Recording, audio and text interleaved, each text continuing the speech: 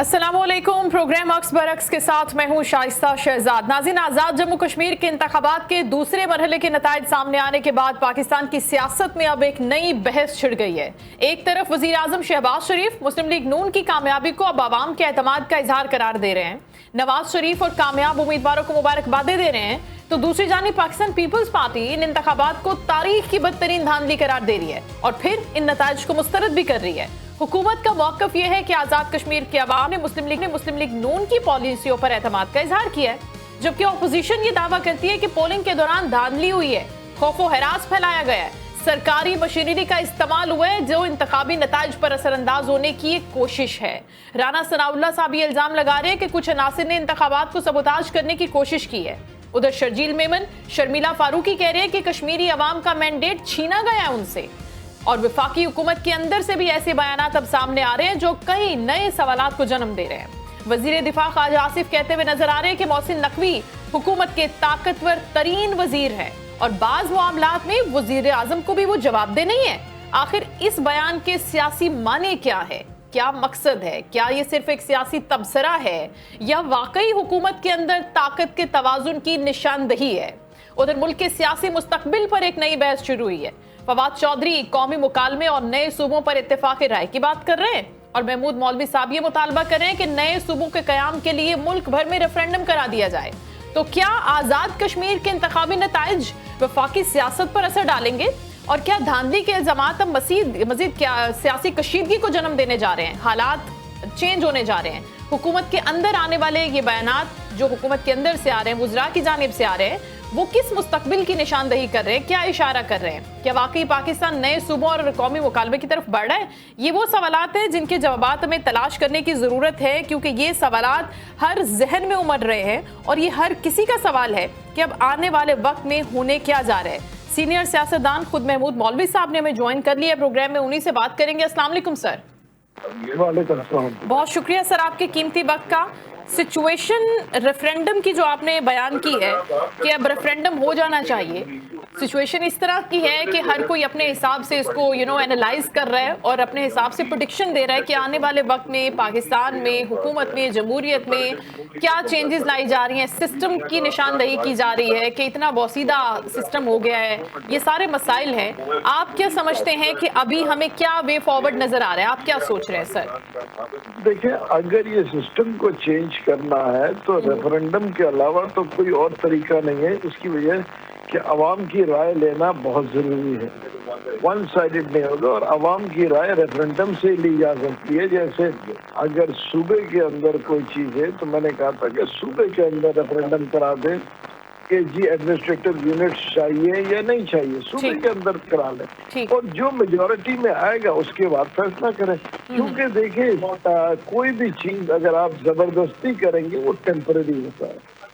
तो इसके अगर आपको मुल्क के अंदर भी कोई चीजें मेजर लेके आनी है, कोई मेजर पॉलिसीज लेके आनी है और जो चीज एक्सेप्टेबल नहीं है तो एक रेफरेंडम करा लिया जाए। तो रेफरेंडम के अलावा जो दूसरा एक आईनी रास्ता है सर, 2/3 मेजोरिटी का, महमूद मौलवी साहब, क्या वो ठीक नहीं है? वो तो ऑलरेडी डिफाइंड है ना आइन के अंदर, फिर रेफरेंडम। देखिए, कुछ चीजों में तो 2/3 मेजोरिटी है, मगर अगर ये पूरी पॉलिसी चेंज करने की बात हो रही है, देखिए ना, तो इस वक्त 2/3 मेजोरिटी के ऊपर देखिए ना, उसकी वजह है कि 35% तो वोट पड़ा है ना। अगर 35% वोट पड़ा है और उसमें 2/3 अगर आप देखेंगे तो वो तो नहीं बनता ना। रेफरेंडम ये होगा कि मिसाल दे रहा हूँ, अगर 5 करोड़ की आबादी है सिंध की, 8 करोड़ की है, ठीक है ना, उसमें से अगर कोई 5-6 करोड़ की मेजॉरिटी आ जाती है कि जी एडमिनिस्ट्रेटिव नहीं होना चाहिए तो नहीं होना चाहिए, और अगर होना चाहिए तो होना चाहिए। ठीक, लेकिन रेफरेंडम की जो हिस्ट्री है सर, वो तो इसी तरह से ना कि जमहूरी हुकूमतें रेफरेंडम कराती नहीं है।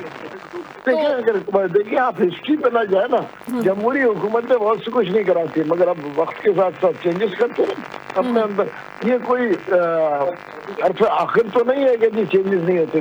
दुनिया में चेंजेस आ गए, पहले हम टेलीफोन इस्तेमाल करते थे, आज मोबाइल कर रहे हैं।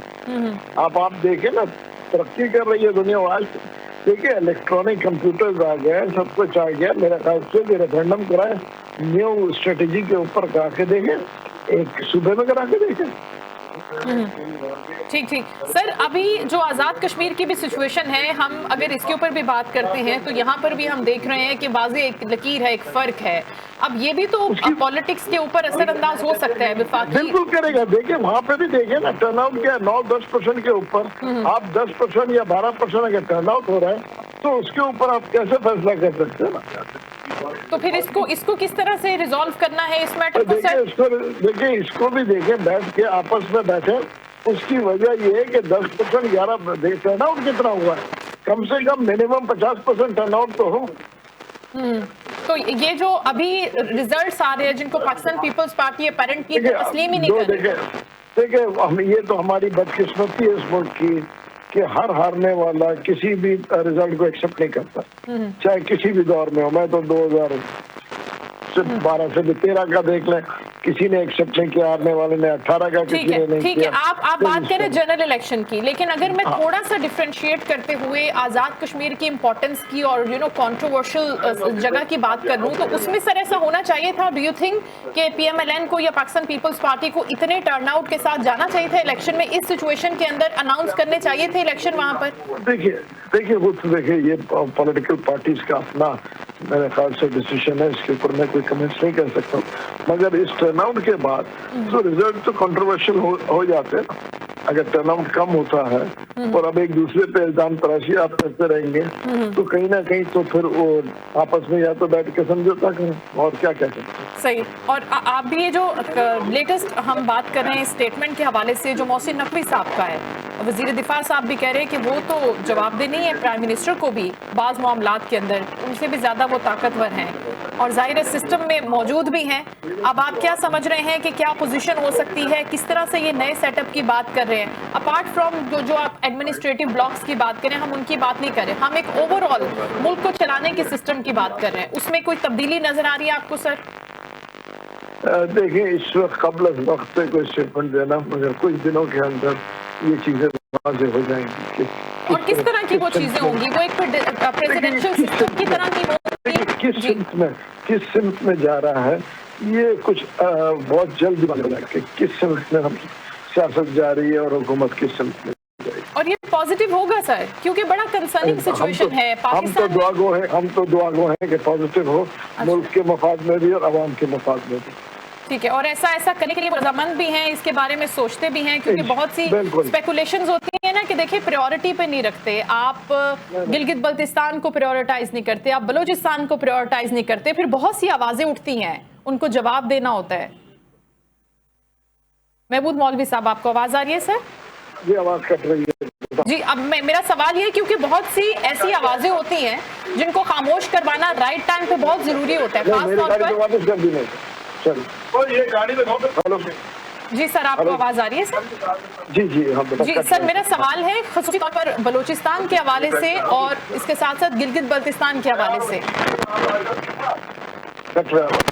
अच्छा सर से राब्ता मुनक़ता हो गया, शायद लाइन में प्रॉब्लम है, और सिचुएशन के ऊपर उन्होंने ये अभी एनालिसिस किया है और कमेंट किया है कि आने वाले कुछ ही दिनों के अंदर सिचुएशन बड़ी वाज़ेह हो जाएगी एंड वी होप कि वो पॉजिटिव चेंजेस हों पाकिस्तान में, पाकिस्तानियों पे हो, सिस्टम को बेहतर करने के लिए सब कलेक्टिव एफर्ट कर रहे हों यहाँ पर बैठकर, वो पॉलिटिकल लीडरशिप हो हमारी या हमारी अस्करी ताकत हो, ये बैठे एक टेबल के ऊपर और जो भी इश्यूज़ हैं, चाहे वो आज़ाद कश्मीर से रिलेटेड है, चाहे वो टेररिज्म से रिलेटेड हैं, खैबर पख्तूनख्वा के मसाइल हैं, लॉ एंड ऑर्डर की सिचुएशन है, उन सब इश्यूज़ के ऊपर अगर कलेक्टिवली पूरी सियासी जमातें बैठती हैं, जमहूरी ताकतें बैठती हैं और उन इश्यूज़ को रिजॉल्व करने के लिए वो अपने ज़ाती मफादात को, पार्टी के मफादात को, अपने नाम को, पर्सनैलिटी ओरिएंटेड पॉलिटिक्स को अगर वो साइड पे रखते हुए सिर्फ पाकिस्तानियत की बात करते हैं, पाकिस्तान की बका की सलामती की बात करते हैं, तो ये इश्यूज़ रिजॉल्व हो सकते हैं। But it will take time कि सबको ये रियलाइजेशन हो जाए कि हमने कब किस वक्त बैठना है,